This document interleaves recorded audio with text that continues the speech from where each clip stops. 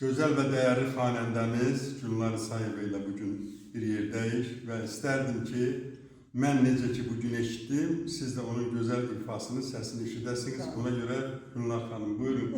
Təbii şəkildə səsinizi eşidək. Şad oldum sizi. Var olasınız. Allah sizi var eləsin. Bizə lazımlı insansınız. Siz həqiqətən hamı sizdən razıdır. Çok sağ olun.